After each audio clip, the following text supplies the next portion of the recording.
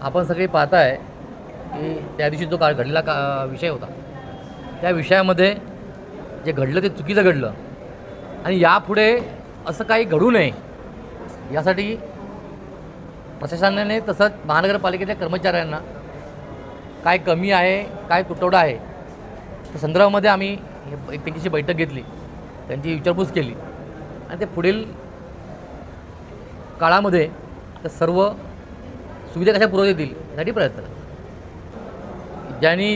जे नगरसेवक आहेत ते भारतीय जनता पार्टी आणि शिवसेना भाजपा युतीचे आहेत आणि आम्हाला पूर्ण विश्वास होता की आमच्या युती पक्षामधील खासदार साहेब असतील किंवा शिंदे साहेब असतील ही योग्य ती त्यांच्यावर कारवाई करतीलच.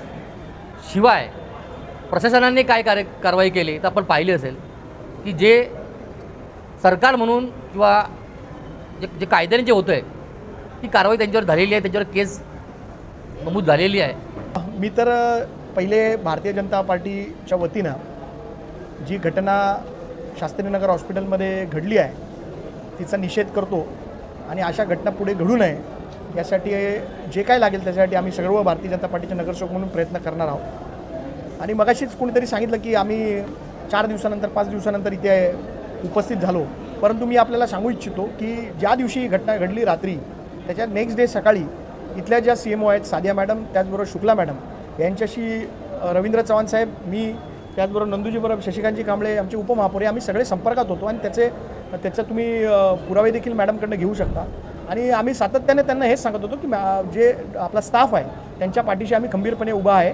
जी घटना घडली तिचा आम्ही तीव्र शब्दात निषेध केला. त्याचबरोबर डॉक्टरांना लागणारी जी काही मदत असेल ती आम्ही करू असं आम्ही डॉक्टरांना सांगितलं होतं. रवी म्हणजे सूर्य असतो, सूर्याकडे बघून थुकायचं नसतं. जे सूर्याकडे बघून थुकतात त्यांचं काय होतं ते तुम्हाला माहिती आहे ना. म्हणून मला जे कधीतरीच उगवतात त्यांच्याबद्दल मला जास्ती टीका करायची नाही आणि मला या गोष्टीमध्ये राजकारण आणायचं नाही. मला एवढंच सांगायचं आहे की या हॉस्पिटलसाठी ज्या ज्या गोष्टी लागणार आहेत त्या आम्ही सातत्याने करण्याचा आमचा प्रयत्न आहे.